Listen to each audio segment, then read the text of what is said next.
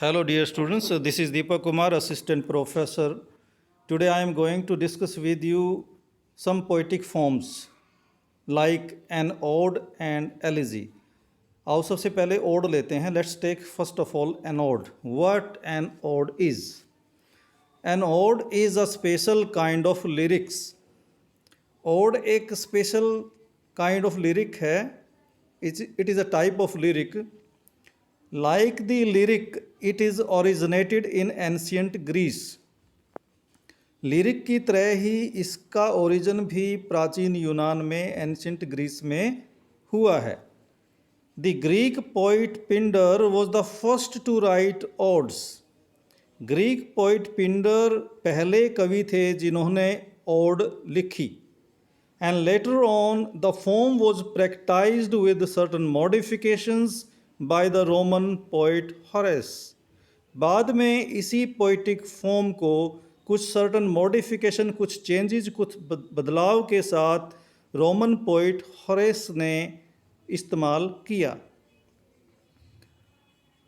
Now let's discuss some main features of an ode. Ode की मुख्य characteristics क्या हैं, आइए देखिए. It is in the form of an address. एक ओड एड्रेस के रूप में लिखी जाती है, किसी को संबोधित किया जाता है. ऑफन टू सम एब्स्ट्रैक्शन, और ये संबोधन किसी व्यक्ति का नहीं होता, ये संबोधन एब्स्ट्रैक्ट आइडियाज़ को होता है. इसमें एब्स्ट्रैक्ट आइडियाज़ और क्वालिटी को संबोधित किया जाता है, उनको एड्रेस किया जाता है. Second point, it has emotional intensity. इसमें भावनाएं, प्रगाढ़ भावनाएं होती हैं, भावनाएं ओतप्रोत होती हैं, भावनाओं की गहनता होती है. It is a spontaneous overflow of the poets emotions. और इसको हम किसी भी कवि के इमोशंस, उसके संवेग, उसकी भावनाओं का ओवरफ्लो कह सकते हैं. स्पॉन्टेनियस का अर्थ होता है स्वतः, ओवरफ्लो होता है बहना, निकलना. तो कवि की भावनाएं स्वतः आती हैं, उमड़ जाती हैं. जैसे आकाश में मेघ उमड़ते हैं, इसी तरह कवि के अंदर भावनाएं उमड़ती हैं. स्पॉन्टेनियस, ऑटोमेटिक, स्वतः. Point number 3, it's theme is dignified and exalted. बहुत ही इंपॉर्टेंट बात है. जो इसका थीम होता है, इस ओड कविता का जो विषय होता है, वो डिग्निफाइड होता है, एग्जॉल्टेड होता है, बहुत ही विशिष्ट होता है, बहुत ही उच्च होता है. It has high seriousness. इसीलिए इसका विषय बिल्कुल गंभीर होता है, बहुत ही गंभीर, किसी गंभीर विषय पर ये लिखा जाता है. Point number 4, it's style is equally elevated. क्योंकि थीम एलिवेटेड है, थीम ग्रैंड है, एग्जॉल्टेड है, उच्च है, तो उसको लिखने का जो स्टाइल है वो भी उच्च है, एलिवेटेड है. It is also sufficiently long to allow for the full development of its dignified theme. और ये भी इम्पोर्टेंट बात है कि ये पोइम, ये ओड लंबी होनी चाहिए, इतनी लंबी होनी चाहिए कि थीम की डेवलपमेंट, थीम का विकास अच्छी तरह से हो सके. कवि जो बात कहना चाहता है, जो विषय, उसको अच्छी तरह से वो एलेबरेट कर पाए, उसको अच्छी तरह से अपने थीम को, विषय को वो डेवलप कर पाए. तो उसका जो लेंथ है, पोइम की जो लेंथ है, एक ओड की लेंथ है, वो भी सफिशिएंटली लॉन्ग होनी चाहिए. पॉइंट नंबर 5, इट्स मीट्रिकल पैटर्न में बी रेगुलर और इरेगुलर. मीट्रिकल पैटर्न क्या होता है? कवि हम अपनी कविता में सिलेबल्स का प्रयोग करता है, स्ट्रेस और अनस्ट्रेस. तो अपनी कविता में वो जो मीटर का प्रयोग करता है, स्ट्रेस्ड और अनस्ट्रेस्ड सिलेबल्स का प्रयोग करता है, उसका एक पर्टिकुलर पैटर्न होता है. तो ओड में जो मीट्रिकल पैटर्न है वो रेगुलर भी हो सकता है, इरेगुलर भी हो सकता है. But it is always elaborate. लेकिन ये हमेशा इलेबरेट होता है, विस्तृत होता है, ऑफन कम्प्लेक्स एंड इंट्रिकेट, लेकिन साथ में जटिल भी होता है, बड़ा ही कम्प्लेक्स होता है, इंट्रिकेट होता है, बड़ा ही जटिल। इलेबरेट होता है लेकिन साथ में जटिल भी होता है। Elaborate means explained fully. Now let's discuss types of ode. The first type of ode is regular or Pindaric ode. It was established by the Greek poet Pindar.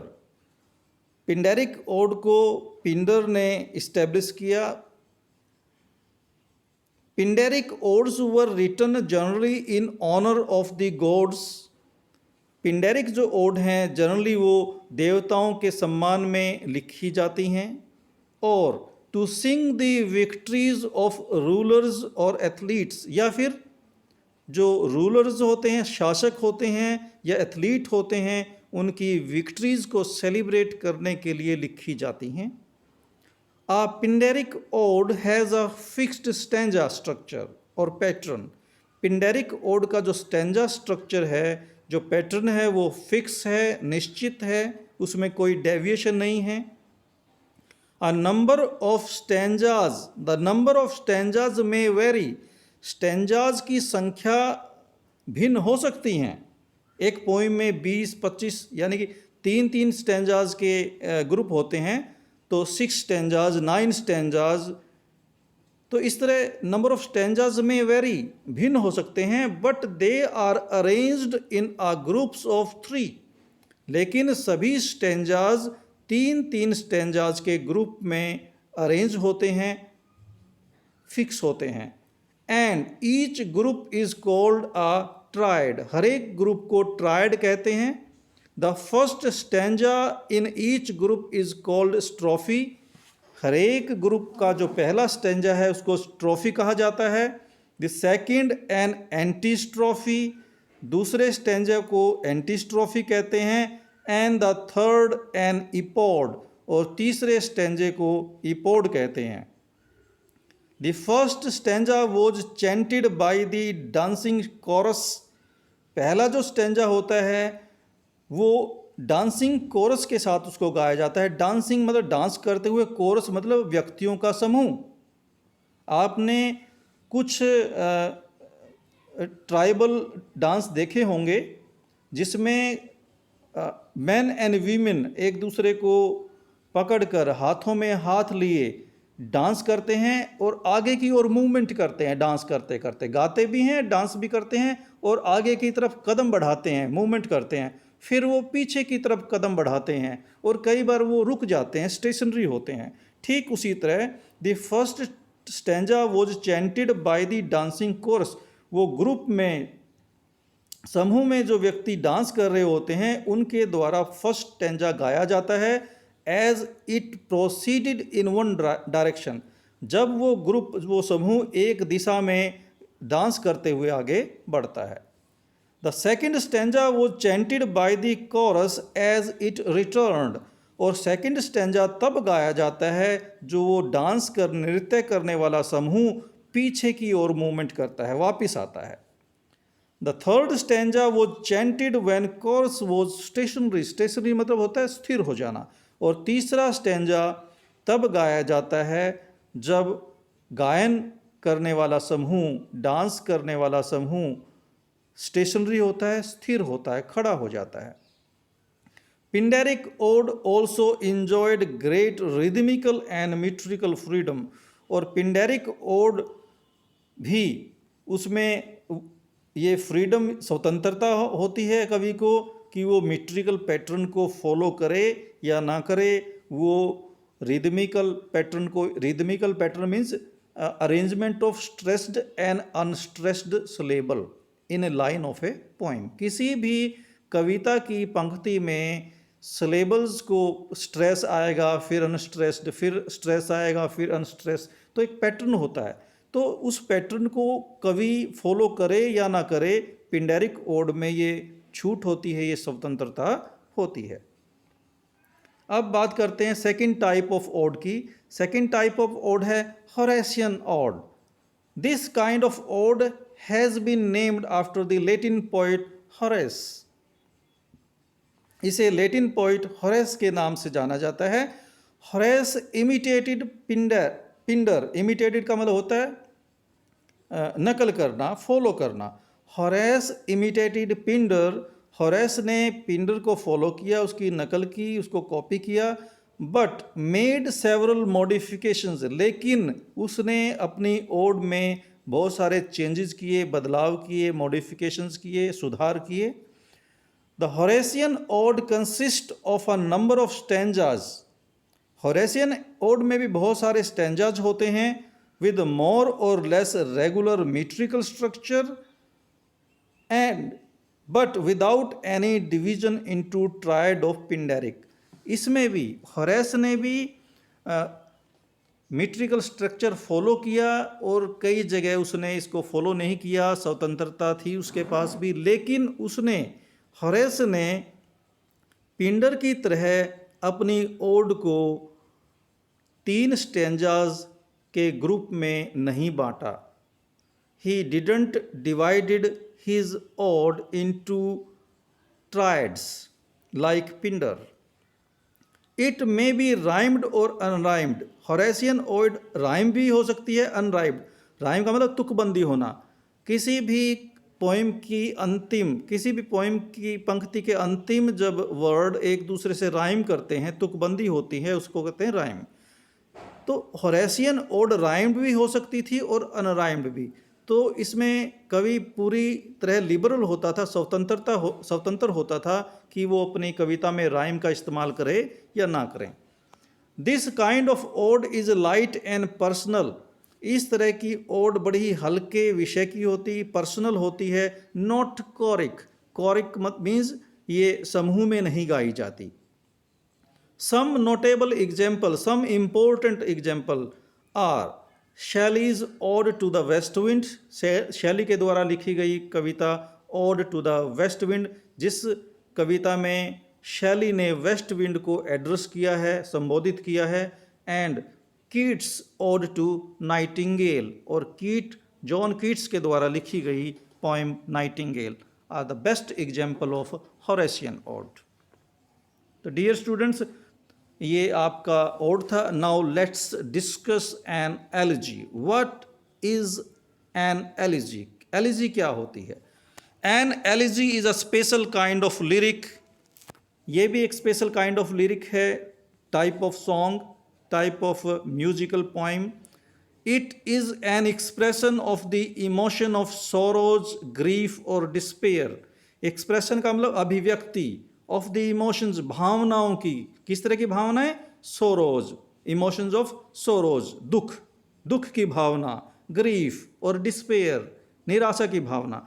जब कवि अपनी व्यक्तिगत दुख, दर्द या निराशा की भावनाओं को अब किसी भी कविता के माध्यम से अभिव्यक्त करता है, और जनरली इस तरह की कविताएं किसी दोस्त, किसी व्यक्ति या किसी लव्ड वंस की मृत्यु के ऊपर लिखी जाती हैं। It is written to lament the death of a person. Lament का मतलब पश्चाताप करना। इस तरह की कविताएं किसी व्यक्ति, फ्रेंड और लव्ड वन, प्यारे व्यक्ति की मृत्यु पर पश्चाताप करने के लिए लिखी जाती हैं। Therefore, it should be characterized by absolute sincerity of emotion and expression. इसीलिए इस तरह की कविताओं में पूरी सिंसियरिटी होनी चाहिए, ईमानदारी होनी चाहिए, पूरी सत्यता होनी चाहिए। जो इमोशंस होते हैं, जो भावनाएं होते हैं, वो सच्ची इमोशंस और भावनाएं होती हैं। For example, Tennyson wrote break break break to commemorate the death of his friend Arthur Henry Hallam. Tennyson ने ब्रेक ब्रेक ब्रेक नाम का जो सॉन्ग एलिजी है, वो अपने फ्रेंड आर्थर हेनरी हेलम की मृत्यु को याद करने के लिए उसने इस एलिजी को लिखा। Example of elegy. Now let's have some examples of elegy. Often the poet passes on from expression of personal grief to reflection on suffering, shortness, and futility of human life in general. आमतौर पर कवि क्या करते हैं, वो अपने personal grief, personal दुखों को छोड़कर मानवीय दुख, मानव जीवन की क्षणभंगुरता और मानव जीवन की व्यर्थता पर विचार विमर्श करते हैं, अपने विचार प्रकट करते हैं, विचारशील हो जाते हैं इस तरह की कविताओं में।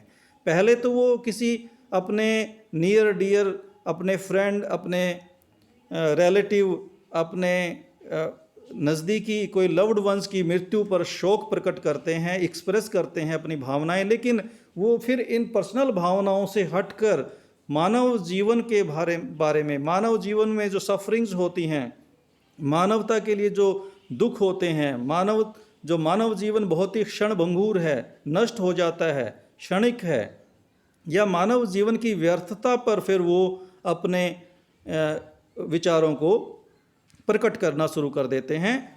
Thomas Gray's elegy written in a country churchyard is one of the most popular elegy in English language. Thomas Gray के द्वारा लिखी गई एलिजी बहुत ही पॉपुलर एलिजी है इंग्लिश लैंग्वेज में।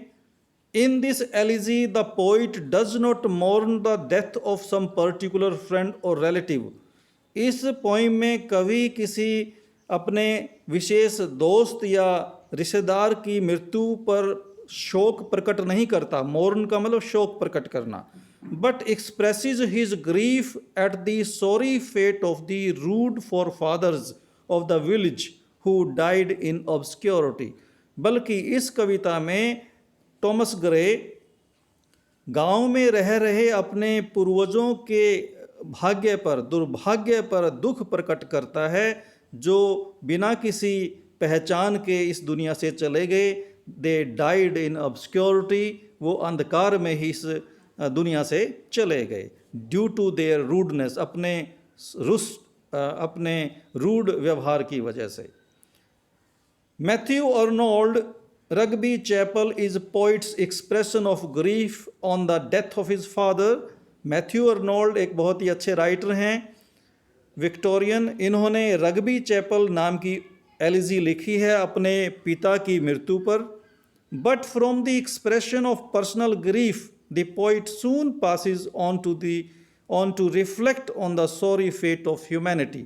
लेकिन कविता की शुरुआत में वो अपने पिता के विषय में की मृत्यु पर शोक प्रकट करते हैं, लेकिन जल्दी ही वो मानवता के दुर्भाग्य के विषय में चिंतनशील हो जाते हैं, अपने विचार प्रकट करने लग जाते हैं। तो अब देखिए, अब next kind of elegy is pastoral elegy. Pastoral elegy क्या होती है?